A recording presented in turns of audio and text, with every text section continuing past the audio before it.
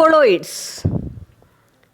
A colloidal system lies in between the two extremes, true solution and suspension. നമ്മൾ ചെറിയ ക്ലാസ്സുകളിലൊക്കെ പഠിച്ചിട്ടുണ്ട്. True solution, colloid, suspension. അതിൽ true solution നമ്മൾ example പഠിച്ചു. Salt solution, sugar solution etcetera. കൊളോയിഡിന് example പഠിച്ചു നമ്മൾ മിൽക്ക്, അതുപോലെ ഡയല്യൂട്ട് റൈസ് ജ്യൂസ്, നേർപ്പിച്ച കഞ്ഞിവെള്ളം.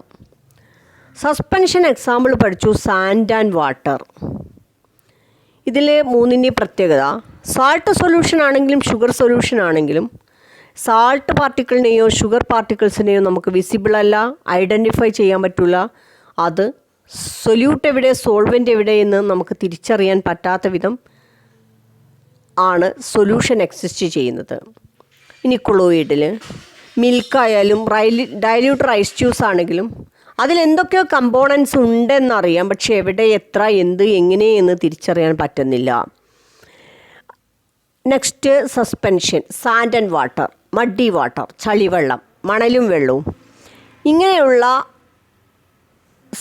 ഇതിനെയാണ് നമ്മൾ സസ്പെൻഷൻ എന്ന് പറയുക. സസ്പെൻഷനിൽ എന്താണ്, പാർട്ടിക്കിൾസ് സെറ്റിൽ ഡൗൺ ചെയ്യും, ഊറി വരും. എവിടെയാണോ പാർട്ടിക്കിൾ സെറ്റിൽ ഡൗൺ ചെയ്യുന്നത് അതിനെയാണ് സസ്പെൻഷൻ എന്ന് പറയുന്നത്. ഇനി നമ്മളിത് ഐഡൻറ്റിഫൈ ചെയ്യുന്നത് കൊളോയിഡ്. ഇതിൻ്റെ പാർട്ടിക്കിൾ സൈസ് നോക്കണം. 1 നാനോമീറ്ററിനും 1000 നാനോമീറ്ററിനും ഇടക്കാണ് പാർട്ടിക്കിൾ സൈസ് എങ്കിൽ ഇതിനെയാണ് നമ്മൾ കൊളോയിഡ്സ് എന്ന് പറയുന്നത്. ഇനി 1 നാനോമീറ്ററിൽ കുറവാണ് പാർട്ടിക്കിൾ സൈസ് എങ്കിൽ അത് ട്രൂ സൊല്യൂഷനാണ്. അതുകൊണ്ടാണ് നമുക്ക് ഷുഗറിൻ്റെയും സാൾട്ടിൻ്റെയും ഒക്കെ പാർട്ടിക്കിൾസ് വാട്ടറിൽ ഡിസോൾവ് ചെയ്യുമ്പോൾ അതിൻ്റെ സൈസ് എന്ന് പറയുന്നത് 1 നാനോമീറ്ററിലും കുറവാണ്. അതുകൊണ്ടാണ് നമുക്ക് വിസിബിൾ ആവാത്തത്. ഇനി കൊളോയിഡ് ആണെങ്കിലോ 1 നാനോമീറ്ററിനും 1000 നാനോമീറ്ററിനും ഇടക്കാണ്. അത് വിസിബിൾ ആവും, പക്ഷേ ഐഡൻറ്റിഫൈ ചെയ്യാൻ കഴിയില്ല, സെറ്റിൽ ഡൗൺ ചെയ്യൂല. ഒരിക്കലും colloidal particles, colloids settle down ചെയ്യൂല. ഇനി ലാസ്റ്റ് സസ്പെൻഷൻ. 1000 നാനോമീറ്ററിൻ്റെ മുകളിലാണ് പാർട്ടിക്കിൾ സൈസ് എങ്കിൽ അത് സസ്പെൻഷനാണ്. ആ പാർട്ടിക്കിൾസിന് കനം കൂടുതലായിരിക്കും, അത് സെറ്റിൽ ഡൗൺ ചെയ്യും. ഇതാണ് സൊല്യൂഷനും കൊളോയിഡ്സും അതേപോലെ സസ്പെൻഷനുള്ള പാർട്ടിക്കിൾ സൈസിലെ ഡിഫറൻസ്. ഇനി കൊളോയിഡ്സിൽ 2 ടേമും കൂടി നമുക്ക് പഠിക്കണം. ഒന്ന് dispersion medium and dispersed face.